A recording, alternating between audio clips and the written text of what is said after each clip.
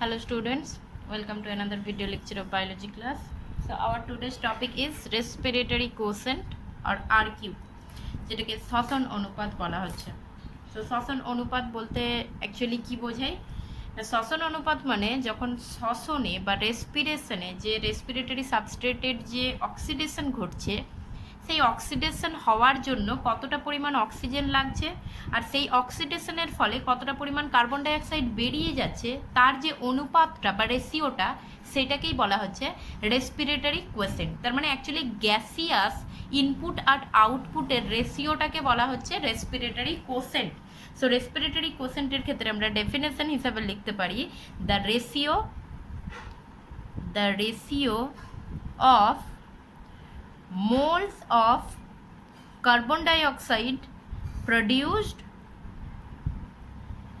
to the moles of oxygen used up during respiration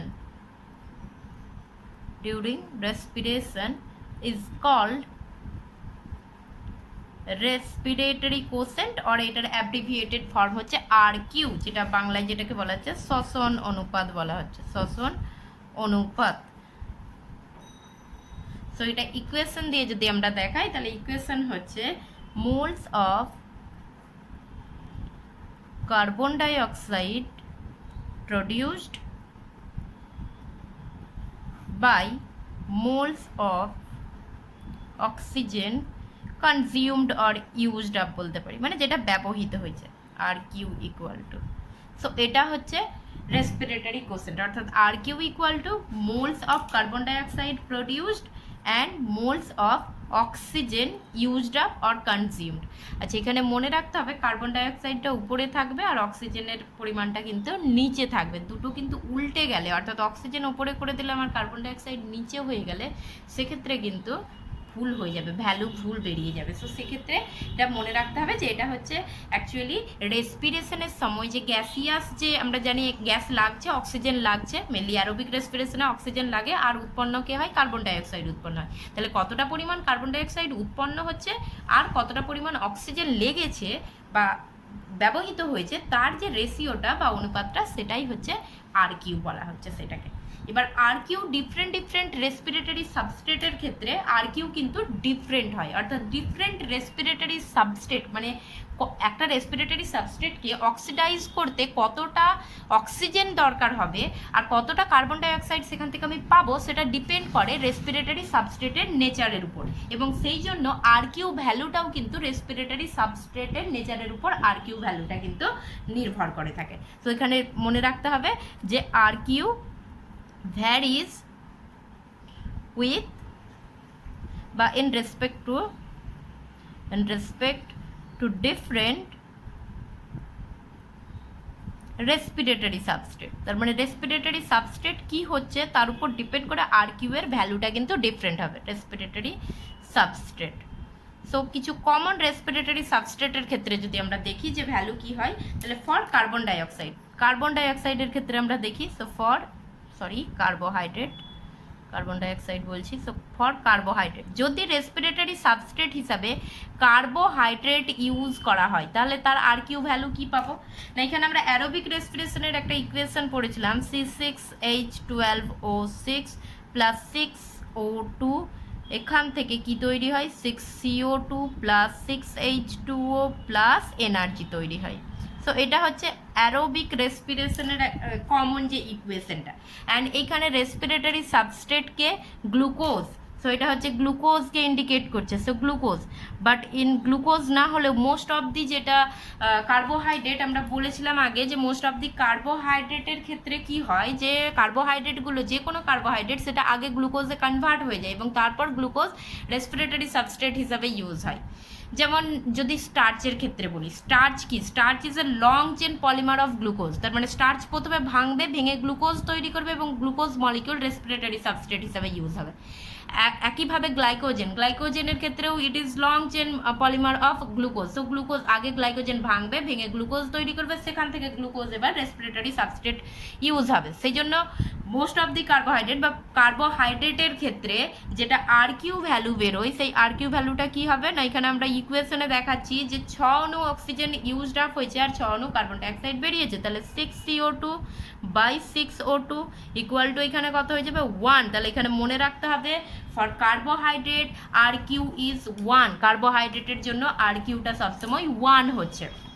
next আসছি, carbohydrate ছাড়াও respiratory substrate হিসাবে কিন্তু fat বা প্রোটিনও ইউজ হতে পারে। সো যদি ফ্যাট ইউজ হয় বা প্রোটিন ইউজ হয় তাহলে বোথ কেসে আর কিউ ভ্যালু কিন্তু লেস দ্যান 1 হয়ে যাবে। So R Q less than 1 fat and protein বোথের ক্ষেত্রে হবে। So R Q is less than 1 for both fat and protein। Protein এবং ফ্যাটের ক্ষেত্রে R Q value less than 1 হয়। তার কারণ হচ্ছে যে এখানে বেশি পরিমাণ অক্সিজেন, অক্সিডেশনের জন্য বেশি পরিমাণ অক্সিজেন লাগে আর কম পরিমাণে কার্বন ডাইঅক্সাইড ইভলভ হয়। সো এখানে আমরা ফ্যাটের ক্ষেত্রে একটা যদি দেখাই, ফর ফ্যাট একটা কমন ফ্যাট যদি আমরা নিই তাহলে কমন ফ্যাট হচ্ছে ট্রাইপামিটিন। সো এটা একটা কমন ফ্যাট। সো একটা কমন ফ্যাট নিলাম ট্রাইপামিটিনের ক্ষেত্রে ইকুয়েশনটা হচ্ছে 2 অণু ট্রাইপামিটিন যদি নিই C51H98O6, এখানে 145 অণু অক্সিজেন লাগছে, কার্বন ডাইঅক্সাইড বেরোচ্ছে, জল বেরোচ্ছে অ্যান্ড অ্যাজ ওয়েল এনার্জি বেরোবে। এনার্জি তো আসবেই, রেসপিরেশন তো মেনলি এনার্জি প্রডিউস করার প্রসেস। তাহলে এটা হচ্ছে ট্রাইপামিটিনের ইকুয়েশনটা, অর্থাৎ এখানে ট্রাইপামিটিন, এটা হচ্ছে ট্রাইপামিটিনের ইকুয়েশন। সো এখানে অক্সিজেন কত লাগছে 145 অণু অ্যান্ড 102 অণু কার্বন ডাইঅক্সাইড বেরোচ্ছে। তাহলে এখানে যদি আমরা এই ট্রাইপামিটিনের আর কিউ বের করি তাহলে আর কিউ কত আসবে 102 কার্বন ডাইঅক্সাইড বাই 145O2, এটাকে ভ্যালু বের করলে 0.7 আসবে। তাহলে মনে রাখতে হবে for most of the fat R Q is 0.7। অবশ্য আর কি মানে লেস দ্যান 1 হয় তো ফ্যাট চেঞ্জ হতে হতে ডিফারেন্ট ফ্যাটের ক্ষেত্রে ডিফারেন্ট ভ্যালু আসবে, বাট ভ্যালুটা অলওয়েজ কিন্তু লেস দ্যান 1 হবে। তার কারণ এখানে কিন্তু ফ্যাটকে অক্সিডাইজ করার জন্য সবসময় কিন্তু বেশি পরিমাণ অক্সিজেন দরকার পড়ে, কেননা ফ্যাটের মধ্যে বেশি পরিমাণ হাইড্রোজেন থাকে, অক্সিজেন অ্যাটমের সংখ্যা কম থাকে, সেই জন্য ফ্যাটকে অক্সিডাইজ করতে বেশি অক্সিজেন প্রয়োজন হয় এবং লেস কার্বন ডাইঅক্সাইড সেখানে প্রডিউস হয়। সেই জন্য ফ্যাটের আর কিউ ভ্যালু সবসময় লেস দ্যান 1 হয়। এটা ট্রাইপামিটিনের ক্ষেত্রে বললাম 0.7 হবে। ট্রাইপামিটিন হচ্ছে এক ধরনের ফ্যাট যার ক্ষেত্রে আর কিউ ভ্যালু 0.7 হবে। প্রোটিনের ক্ষেত্রে for most of the protein R Q is 0.9। So fat এবং প্রোটিন বোথের R Q value less than 1 হচ্ছে। সো মোস্ট অফ দি ফ্যাটের ক্ষেত্রে R Q 0.7 and most of the প্রোটিনের ক্ষেত্রে আর কিউ ভ্যালু হচ্ছে 0.9। এরপর আমরা আসছি ফর অর্গ্যানিক অ্যাসিড, অর্থাৎ আর কিউ 1 দেখলাম কার্বোহাইড্রেটের ক্ষেত্রে, লেস দ্যান 1 দেখলাম আমরা কার ক্ষেত্রে ফ্যাট এবং প্রোটিনের ক্ষেত্রে, আর এরপর মোর দ্যান 1 দেখবো। সো ফর অর্গ্যানিক অ্যাসিড মানে জৈব অ্যাসিড, বিভিন্ন ধরনের জৈব অ্যাসিডের এক্সাম্পল কি ম্যালিক অ্যাসিড হতে পারে, অক্সালিক অ্যাসিড হতে পারে। সো এইগুলো হচ্ছে বিভিন্ন ধরনের জৈব অ্যাসিড। যেমন এখানে আমরা একটা এক্সাম্পল নিতে পারি, ম্যালিক অ্যাসিডের এক্সাম্পল নিতে পারি। সো ম্যালিক অ্যাসিডের ক্ষেত্রে কি C4H6O5, এটাকে অক্সিডাইজ করতে 3 অণু অক্সিজেন লাগে, তার ফলে 4 অণু কার্বন ডাইঅক্সাইড রিলিজ হয়, 3 অণু জল রিলিজ হচ্ছে এবং অবভিয়াসলি এনার্জি রিলিজ হবে। সো এটা হচ্ছে ইকুয়েশন, এটা হচ্ছে ম্যালিক অ্যাসিডের ইকুয়েশন বললাম। সো ম্যালিক অ্যাসিড, এখানে যদি আমরা আর কিউ বের করি তাহলে আর কিউ কত হয়ে যাবে এখানে 4 কার্বন ডাইঅক্সাইড বাই 3O2 এটা আসবে। সো এটা মোটামুটি 1.3 এইরকম 1.33 এইরকম একটা ভ্যালু আসবে। তাহলে এখানে মনে রাখতে হবে for organic acid R Q is more than one, more than one. So এটা মনে রাখতে হবে। তাহলে এখানে তিনটে আমরা কন্ডিশন, এখানে অ্যারোবিক রেসপিরেশনের ক্ষেত্রে রেসপিরেটরি সাবস্ট্রেট যদি কার্বোহাইড্রেট হয় তাহলে আর কিউ ভ্যালু হবে 1, রেসপিরেটরি সাবস্ট্রেট যদি ফ্যাট বা প্রোটিন হয় তাহলে আর কিউ ভ্যালু হবে লেস দ্যান 1, তার মধ্যে ফ্যাটের ক্ষেত্রে 0.7, প্রোটিনের ক্ষেত্রে 0.9। আর কিউ এই রেসপিরেটরি সাবস্ট্রেট যদি অর্গ্যানিক অ্যাসিড হয় তাহলে সেক্ষেত্রে কিন্তু হবে মোর দ্যান 1। যেমন এখানে আমরা একটা অর্গ্যানিক অ্যাসিড বললাম ম্যালিক অ্যাসিড, ম্যালিক অ্যাসিডের ক্ষেত্রে 1.33 হচ্ছে, অক্সালিক অ্যাসিডের ক্ষেত্রে সেটা 4 হয়ে যায়। সো কোন অ্যাসিডের ক্ষেত্রে কি হচ্ছে সেটা মনে রাখার দরকার নেই, শুধু এইটুকু মনে রাখলেই হবে যে মোর দ্যান 1 কোনখানে হচ্ছে, লেস দ্যান 1 কোনখানে হচ্ছে, আর 1 কোনখানে হচ্ছে। এগুলো গেল অ্যারোবিক রেসপিরেশনের ক্ষেত্রে। এছাড়াও আমরা দুটো কন্ডিশন দেখাতে পারি ফর অ্যান অ্যারোবিক রেসপিরেশন।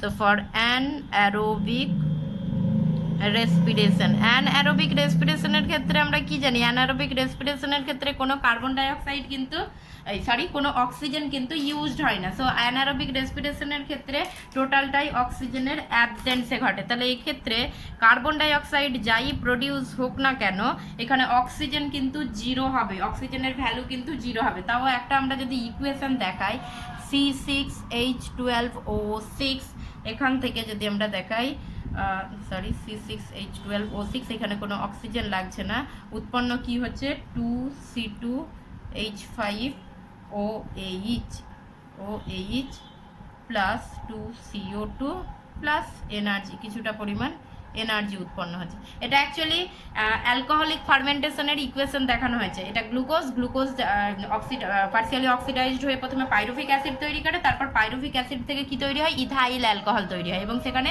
2 অণু কার্বন ডাইঅক্সাইড বেরিয়ে যায়। সো এখানে কিন্তু যেহেতু এটা অ্যানারোবিক রেসপিরেশন কোনো অক্সিজেন লাগেনি, তাহলে সেই জন্য আর কিউ ভ্যালু এখানে কি হবে 2 অণু কার্বন ডাইঅক্সাইড বাই 0 অক্সিজেন, অর্থাৎ আমি প্রথমেই বললাম যে অ্যানারোবিক রেসপিরেশনের ক্ষেত্রে কার্বন ডাইঅক্সাইড কত অণু প্রডিউস হচ্ছে সেটা মেন নয়, কার্বন ডাইঅক্সাইড যাই প্রডিউস হোক না কেন এখানে অক্সিজেনের পরিমাণটা কিন্তু 0 রয়েছে। তাহলে অক্সিজেনের পরিমাণ যদি 0 হয়, অর্থাৎ নিচে যদি কোনো জিনিসকে আমি যদি 0 দিয়ে ডিভাইড করি তাহলে অলওয়েজ রেজাল্ট আসবে কি ইনফিনিটি হয়ে যাবে। তাহলে এখানে কিন্তু আর কিউ ভ্যালু ইনফিনিটি হয়ে যাবে। এছাড়া আর একটা আমরা পেতে পারি যেখানে হচ্ছে in camp plants. So camp plants অর্থাৎ ক্র্যাসুলেসিয়ান অ্যাসিড মেটাবলিজম যাদের ক্ষেত্রে দেখা যায় ফটোসিনথেসিসের মেকানিজম, সো সেইখানে সেই সমস্ত প্ল্যান্টদের ক্ষেত্রে আর কিউ কিন্তু 0 হবে, অর্থাৎ এইখানে কার্বন ডাইঅক্সাইডটা 0 হয় আর অক্সিজেনের যেটাই লাগুক না কেন অক্সিজেনের একটা ভ্যালু আছে, বাট কার্বন ডাইঅক্সাইডটা এখানে 0 হয়।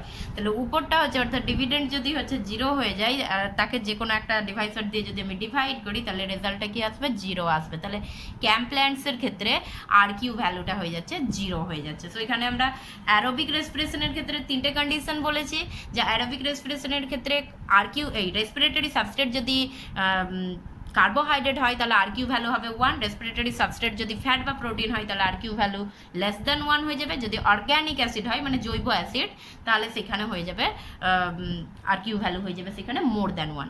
অ্যানারোবিক রেসপিরেশনের ক্ষেত্রে এটা ইনফিনিটি হবে অ্যান্ড ক্যাম্প প্ল্যান্টসের ক্ষেত্রে এটা 0 হবে। এবার আসি আর কিউ ভ্যালুর ইম্পর্টেন্স কি, কেন পড়বো আমরা। So importance of R Q value, importance of R Q. So importance of R Q এর ইম্পর্টেন্স কি, 1 নম্বর ইম্পর্টেন্স হচ্ছে আর কিউ থেকে আমরা বিএমআর ক্যালকুলেট করা যায়। So for calculating BMR basal metabolic rate. So R Q জানার দ্বারা আমরা বিএমআর কোনো ব্যক্তির দেহের বিএমআর আমরা নির্ণয় করতে পারি। এছাড়া হচ্ছে ইট indicates which type of it indicates the nature or types of respiratory substrate, অর্থাৎ কোন ধরনের রেসপিরেটরি সাবস্ট্রেট ইউজ হচ্ছে সেটা আমরা আর কিউ থেকে জানতে পারি। যেমন যদি মোর দ্যান 1 হয় তাহলে বোঝা যাবে যে এখানে রেসপিরেটরি সাবস্ট্রেট হিসাবে কি ইউজ হয়েছে, অর্গ্যানিক অ্যাসিড ইউজ হয়েছে। as well as যে রেসপিরেটরি সাবস্ট্রেট জানার সঙ্গে সঙ্গে টাইপস অফ রেসপিরেশন সম্পর্কেও জানা যায়। So it indicates but it helps to determine the types of respiration, অর্থাৎ যদি এখানে আর কিউ ভ্যালু বের করা না যায় ইনফিনিটি আসছে, দ্যাট মিনস এখানে অ্যানারোবিক রেসপিরেশন হচ্ছে, যদি এখানে 1 বা 1 লেস দ্যান 1 বা মোর দ্যান 1 হয় তাহলে অ্যারোবিক রেসপিরেশন হচ্ছে। সো টাইপস অফ রেসপিরেশনটাও কিন্তু আমরা এখান থেকে কিন্তু ডিটারমাইন করতে পারবো। এছাড়াও বিভিন্ন ধরনের রোগ রয়েছে, সেই সমস্ত রোগগুলো নির্ণয় করতে, বিভিন্ন ডিজিজ ডায়াগনোসিস করতে, যেমন ডায়াবেটিস বা অ্যাসিডোসিস, এই সমস্ত ডিজিজগুলো ডিটারমাইন করার জন্য বা ডায়াগনোসিস করার জন্য RQ important. So it helps to diagnosis, it helps to diagnosis different diseases, তো এটা হচ্ছে, এগুলো হচ্ছে আরকিউ এর ইম্পর্টেন্স। সেই জন্য আরকিউ আমাদের জানতে পারলে আমরা বিভিন্ন ধরনের ডিজিজ সম্পর্কে ডায়াগনোসিস করতে পারি, রেসপিরেটরি সাবস্টেটগুলো সম্পর্কে জানতে পারি, কী ধরনের রেসপিরেশন হচ্ছে সেগুলো সম্পর্কে জানতে পারি, অ্যাজ ওয়েল অ্যাজ যেটা মোস্ট ইম্পর্টেন্ট সেটা বিএমআর ক্যালকুলেট করা যায়, বেসাল মেটাবলিক রেট। সো সেখান থেকে আমরা বুঝতে পারি যে মেটাবলিক রেট কেমন হচ্ছে। তো এই সমস্ত জিনিসগুলো আরকিউ এর মাধ্যমে জানা যায়। So this is all about the RQ, and next day আমরা অন্য কোনো টপিক স্টার্ট করবো।